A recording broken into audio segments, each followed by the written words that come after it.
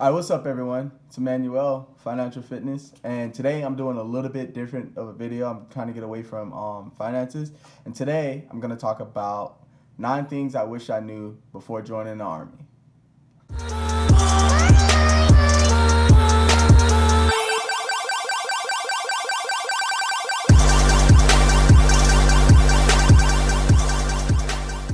This one was not really a request, but it was an idea given to me by a friend because I don't really talk about the Army on this channel, but I guess I can because, that's a part of my life and I do that. So why not talk about it? And my friend was thinking about joining the Army and he calls me all the time, asks me questions, and I tell him things and I give him help. And then he just said one day, he's like, why don't you just make a video on this? Because if I have these questions, then other people might. So I'm going to start with this, see how this goes, and then I might do a couple more, maybe things I wish I knew before going to airborne school or going to my first duty station. But today we're doing the 9 things that I thought about, compiled, and the common questions that I hear from him and when other people ask me. So we're going to get into the video. So the first thing that I wish I knew before joining the Army was you are an ASVAB number to your recruiter. Your recruiter does not care about you. He's going to forget about you when you leave, and he's doesn't really, probably won't call you, think about you, or even care, right? So with that being said, he doesn't hate you and he isn't gonna completely take advantage of you, but you gotta look at it like for what it is, you know what I'm saying? He is doing a job and it's a business and he deals with hundreds of thousands of people who don't qualify, can't qualify, or are wasting his time. So if you aren't any different than any of those people, then you kind of fall in that same boat. So in reality, you're just an ASVAB number to him. So based on your ASVAB score is how your recruiter is going to treat you. And with that being said, you can do things to kind of mitigate the risk or to kind of help you in that situation. So a couple things that I helped or told my friend about, or things that I even did myself when I joined, is you should have kind of somebody you can go to. Like if you know someone else in the Army, or if you have a friend who joined, family member, any of those people, I would call them and I would follow up with them on things that your recruiter tells you. And then if you don't have that person, there's YouTube channels and stuff like that, and there's me. You can always leave a comment under this video and I will try to get to any of those questions. Or I will also put my email on there and I will check that email if I ever get one, and I'll try to respond to those. But with that being said, if you can't find anyone, you can also do your own research. You know what I'm saying? It's very easy to find all the list of jobs there are in the Army, and I'll have a link to the description below of all the available MOSs in the Army. So if you are thinking about joining, which is why you clicked on this video, you can go down into the link below and click that and go look at all the MOSs, which is military occupational specialty is what MOS stands for. And I put down, and that's just for the U.S. Army. If you're looking at a different branch, you would have to go and find that yourself. And a really good resource on that is YouTube. YouTube has, I want to say, almost every single MOS for at least the U.S. Army, and I've looked them up and I tested this theory myself.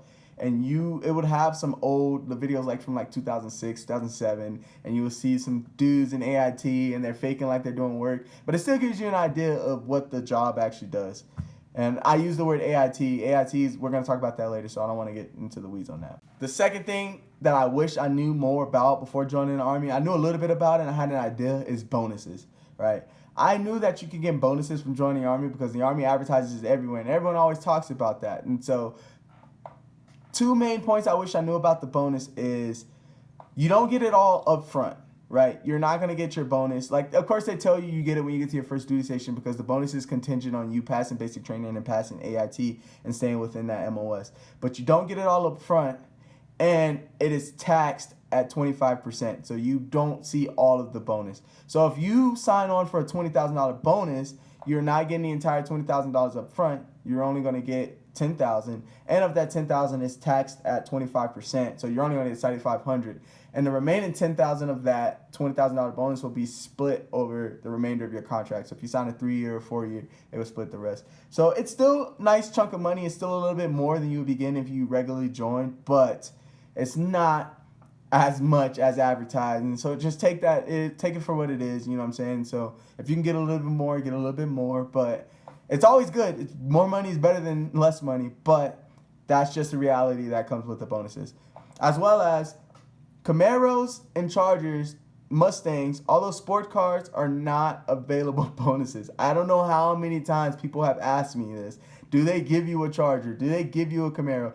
No, the Army does not give you a Charger. They do not give you a Camaro.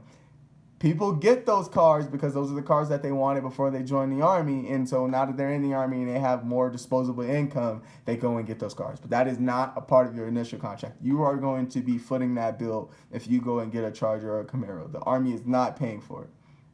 And so also, there's also things available such as if you have student loans and things like that, that the Army can work out plans and things with you to pay those off. Sometimes that usually happens with officers. That's a lot of people come in as officers to get that debt paid off, but they do it on the enlisted side too. So just ask your recruiters those questions and do a little bit of research. You know what I'm saying? Like, it's a lot of things in the Army can easily be found on Google, and I think people don't really realize that. They think that we have everything bottled up and it's super top secret with a stamp on it in a manila form. Or folder, I should say, not form. But no, that stuff is readily available, and you can Google it, and it's pretty easy to find.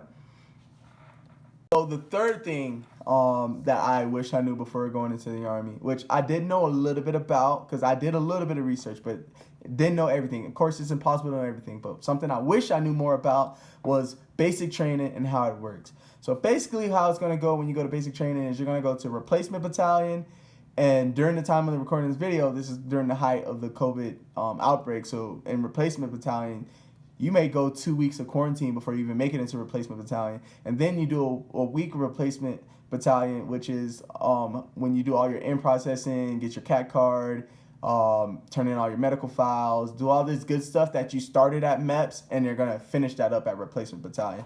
And then after you do all of that, you do pre-basic training, basically is what that stuff is. Then you go into basic training, and you have 3 phases, which is red phase, white phase, and blue phase, in that order. Right? And so red phase this is mass punishment and is designed to fail. Everything the drill sergeant tells you to do, and yes, you have to call them drill sergeant. Yes, drill sergeant, no drill sergeant. There's no yes, ma'am, no, ma'am, bro, sarge, none of that. It's drill sergeant, yes, drill sergeant, no drill sergeant, right? And with that being said, in red phase, everything the drill sergeant gives to you or tells you to do is a task that you guys are going to fail at, and you guys are going to fail as a group, and it's going to be mass punishment. It's a game, okay? They're training you to be soldiers. They're taking your average 18, 19, 20 up to probably 30-year-old person who's never done anything in their life, a little bit out of shape, never had any real responsibilities, possibility, a wide range of people, and trying to make everyone the same. That's why they shave your heads. That's why girls have to have their hair in a bun. That's why there's no makeup in basic, all that good stuff, right? Because everyone has to be the same. There's no individuality. White phase, you get a little bit more leniency. When I say a little, I mean they might not make everyone do push-ups. They may make whoever's messing up in that moment do push-ups. But it's still basic, you know what I'm saying? There's still no phones. There's still none of that stuff. And so, but when you get into white phase, now they hand you a weapon. And I think that they give a little bit more lenience because now that they have a weapon, I don't think the drill sergeants want to get shot. So they start being a little bit nicer. So the drill sergeants are going to be the nicest they will be to you during white phase. But at the same time, this is probably going to be the most intense part of basic because this is when you start doing your ruck marches, and this is when you start going to the range. And if you fail the range, I don't care how good you think you are at any of this stuff or shooting, blah, blah, blah. Sometimes ranges just suck. I went to Fort Sill, Oklahoma, and those ranges were terrible. We had some people that talked about all the shooting they did before the Army, blah, blah, blah, and were barely passing. I myself, it took me 2 times to make it through, and you can get recycled. You can be dealing with 4 or 5 more weeks of basic training if you don't make it through that. So do what they say. They're going to train you. They're going to give you everything. The Army follows the walk or the crawl, walk, run phase with everything. And especially when it comes to putting a gun into an untrained person's hand. And then you have blue phase, which blue phase is really getting you ready for AIT and passing your last physical training parts of it. So once you qualify from the range, unless you're an OSIT, the drill sergeants don't really have much more that they want to do with you or to give you. Everything else after that is really extra credit. So they have to keep you busy. They have to keep making you do things because there's this mentality in the Army that if you're not busy, they have to make you busy because you're getting paid to be there. So they're going to find stuff for you to do. You're going to go to FTXs. You're going to do combatives. It's just going to depend on your cycle, depend on your drill sergeants, right? But they really want to prepare you to get to AIT. And this is when their workload gets really heavy, because basically at that point, most of the people who made it are the ones who are going to graduate. And so they're getting your paperwork ready. They're getting all this stuff ready and trying to get you to the next level. But blue phase is definitely the easiest part of basic. Basic is not over in blue phase. Just putting that. So the next thing that I wish I knew a little bit more about is AIT, right? And AIT is Advanced Individual Training. It's what comes after basic training, right? And this is when you get your job, when you get your MOS, whatever you signed up for, whether you were 25 Bravo, or 11 Bravo, or 19 Delta, or 35 Series, whatever you are, AIT is when you go learn to do that, right? You have a couple MOSs that go to OSET, which is essentially the same thing as AIT, except they don't leave. So like 11 Bravos don't leave basic training. They go to OSET. So they just move from their barracks next door and keep doing the same thing for like, I want to say 8 more weeks. You know, but those who are going to AIT, they're going to put you on a plane and you're going to fly to wherever your duty station is. Mine was in Fort Huachuca, so I flew from Fort Sill to Fort Huachuca, and then I actually landed in Tucson, and then we jumped on buses and they drove us down to our barracks in Fort Huachuca, dropped us off in front of the DFAC and said, here, take your bags and walk to your barracks, which the barracks was like maybe a half mile away. It wasn't far, but you carry all your stuff yourself. And hopefully somebody's there being nice and helps you and carry it. But with that being said, what I wish I knew about AIT is, number one, is fraternization, right? And fraternization is any prohibited relationships between fellow service members, right? And so with that being said, there are the obvious ones, like enlisted and officers are supposed to not be, friends, date, those things like that. But the ones that are different in AIT and basic training as well, but basic training you won't even have time for this. But in AIT that are different is fraternization also includes your battle buddies, which are the ones around you, right? So you can be friends with your battles, but you are technically not allowed to date that girl, that guy, whoever's in your class or around you or that you see. If you are in IET, which is initial entry training, which means you do not have a unit patch. Well, I take that back. Some AITs have unit patches. If you have not graduated AIT, you are not allowed to date any service members, regardless as if they fall in or on the normal fraternization spectrum. But if you are in initial entry training, you are not allowed to date other service members. Now, with that being said, you were probably going to do it. I'm just going to be real. I was there. I did it. We all did it. Your drill sergeants did it. Everyone did it. But at the same time, it is a rule that is there, and it came down from way higher than your drill sergeant, who's the one enforcing it. And it's a real thing. And I did get in trouble for it in AIT.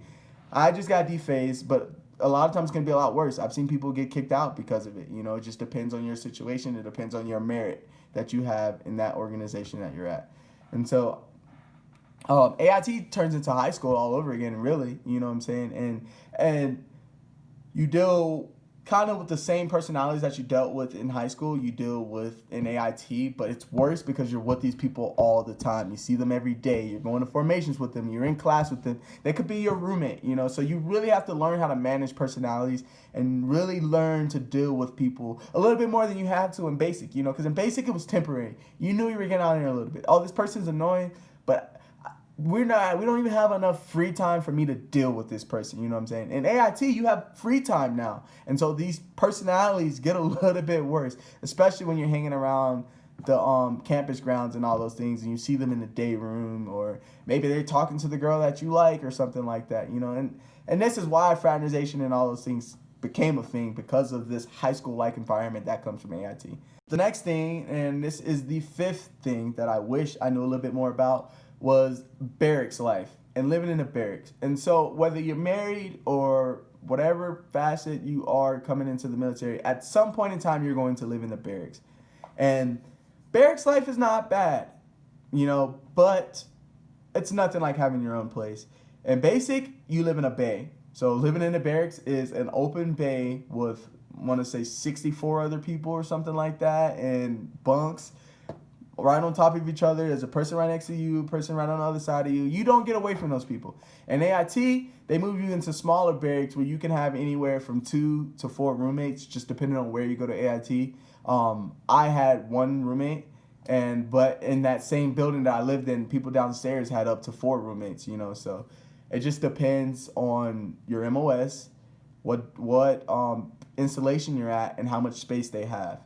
Smaller MOSs are typically, you might not even have roommates, in AIT, because say if you're picking up a language and you have to go to DLI, which is the Defense Language Institute. I'm pretty sure they don't have roommates out there. I don't quote me on that, but they're there for so long that they almost get treated like it's a duty station. Barracks life can be good or it can be bad.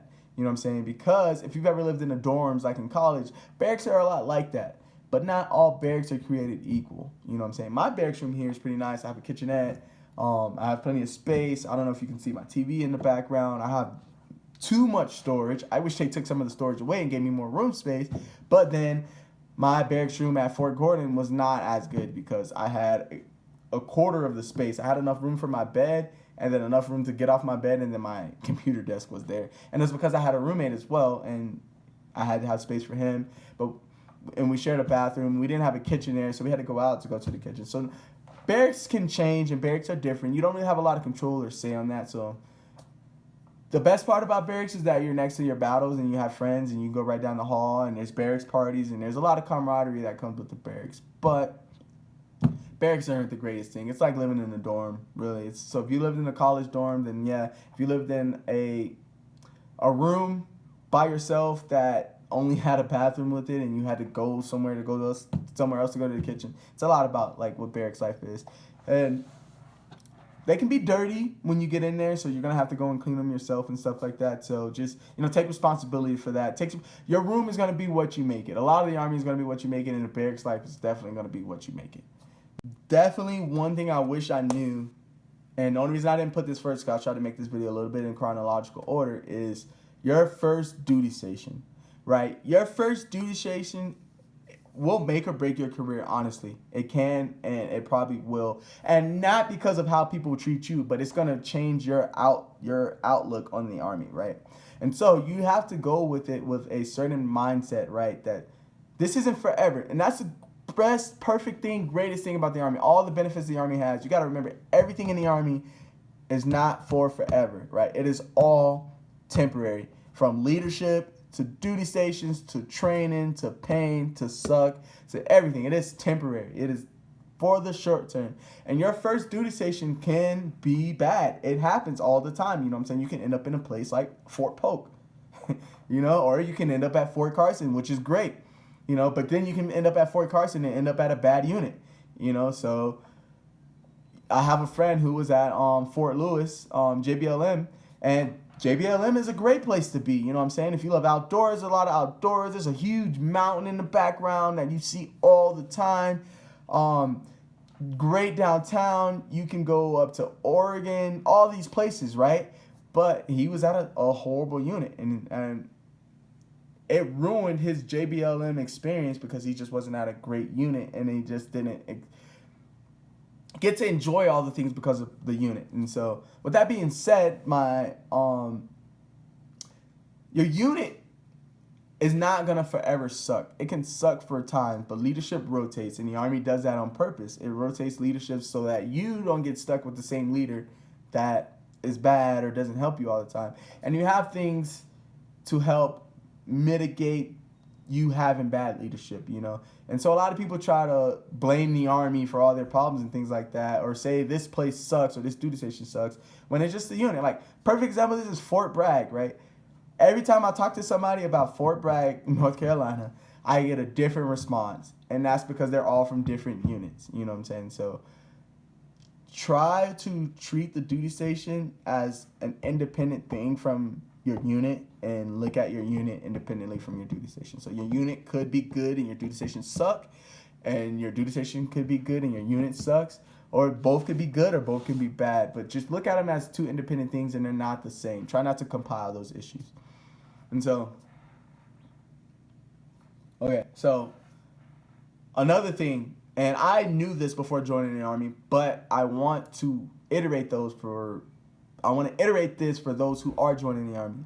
And being what is considered a good soldier will make a lot of good things happen for you, right? So you have leadership, right? And when it comes down to it, if you want to do good in the Army, your leadership can have a lot of control on that. So things like Soldier of the Month boards, performing well in PT. I have to look at my notes really quick. Sorry.